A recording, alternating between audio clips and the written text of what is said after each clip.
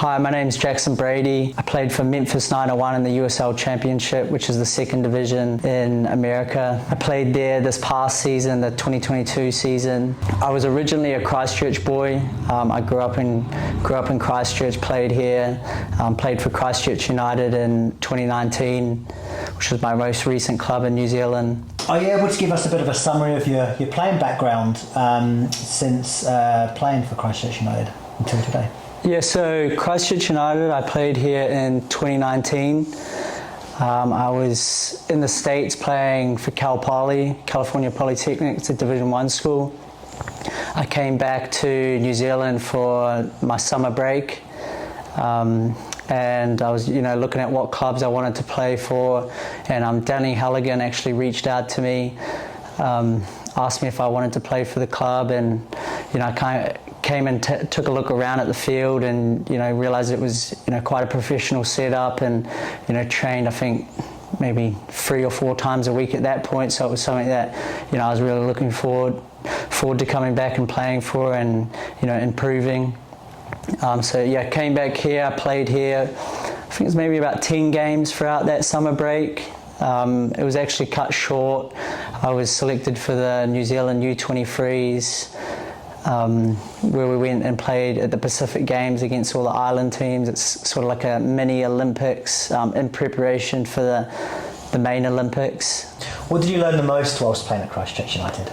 I think sort of the big thing was, coming in and adapting to a new coach, having Danny Halligan there. It was definitely, you kind of have to adapt really fast, figure out the playing style that he wants you to play, and, kind of push on from there. I remember when I came back, they were in the running for the Chatham Cup. I think we went away to Melville, and, that was a big learning curve. It was a really, really tough game. We kind of had to sit deep and, and kind of hope to get them on the counter because they were a bit better of a team than us. But yeah, I think that was kind of the main learning curve, just adapting and continuing to improve. You've obviously got a great passion for football and have had for a very long time. How did you grow that passion whilst at Christchurch United, or is there anything particular that you thought of that was really good for a footballing sense? Yeah, I think a big thing for me that kind of makes me want to turn up every day is having a good pitch. Having a pitch that's not bobbly, and get frustrated with myself if I take a bad touch, if the pitch is bad, or, the balls are flat or something like that. That's kind of a bit of a pet hate for me. So, coming here and, knowing that, the standard's going to be high because the pitch is good, the field's good, there's good players around. I think that kind of drives me on to improve and want to turn up every day. Nice, man. So just looking at your journey from Christchurch United until now, how have you stayed disciplined throughout that journey? Like, is there any tips or anything you do to keep that discipline alive? Yeah, discipline, I think that's definitely a loose thing. Everyone has their own sort of different discipline and sort of things. I think there was a quote that someone talked to me at one point. I'm not sure where it was in my journey, but they said, if you think you're doing enough, you're probably not.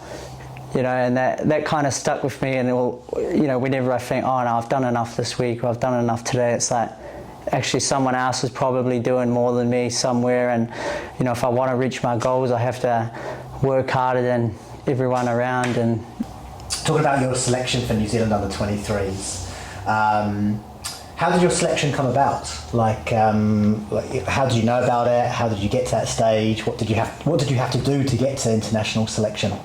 Yeah, so growing up, I was always invited to camps for the U17s and U20 World Cup teams. Never actually made, the final squad, which was pretty fair, to be honest. But keeping my head down and keep working hard, and eventually getting called in to go to the Pacific Games and playing there was it was a real privilege for me, and something that was a big milestone for me, putting on the New Zealand jersey and getting amongst it. Was pretty emotional experience.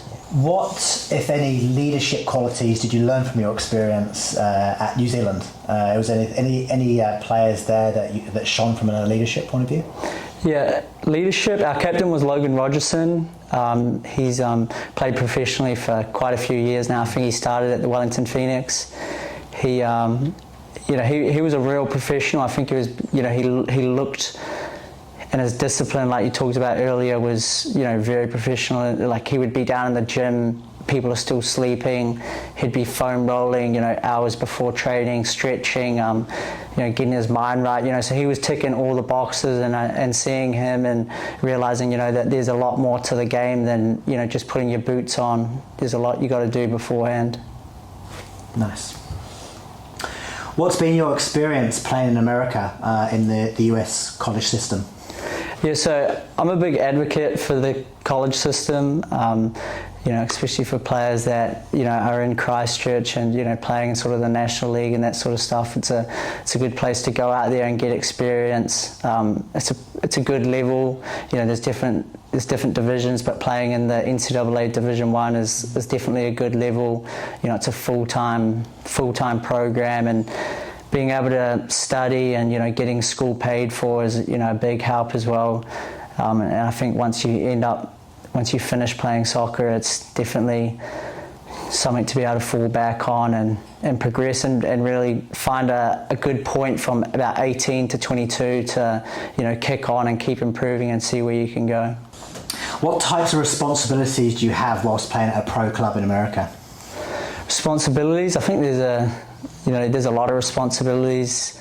What you do off the field is so scrutinized, and people are looking at you in and around the public. You definitely have an image to uphold for the club, and then in terms of being on the field, you have to eat right, look after your body, stretch, foam rolling, night before training session. It's not just something that you turn up to the game on the weekend and all of a sudden now you start taking care of yourself. It's something that you're doing every single day, and you can't have an off day. People are there to tell you, and so it's just something that it really is full time.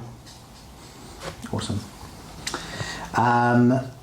What advice have you got for any current Christchurch United Academy players wanting to follow a similar journey that you're currently on? Any advice?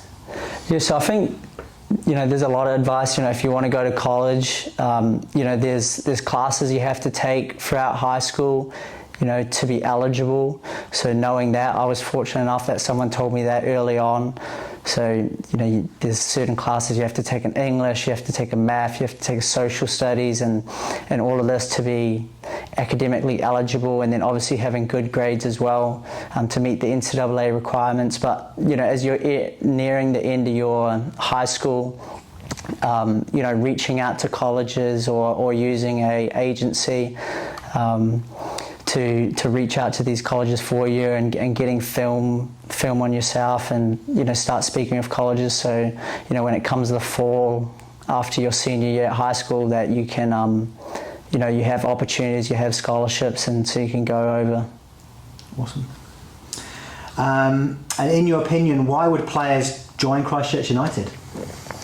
Christchurch United, I mean, obviously it's developed a lot since I've been away. I haven't been in New Zealand in 3 years.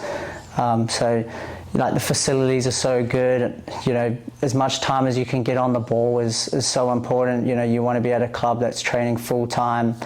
Having access to the facilities when you want and being able to get on here and getting touches on the ball is important. And then obviously having good coaches around and good management.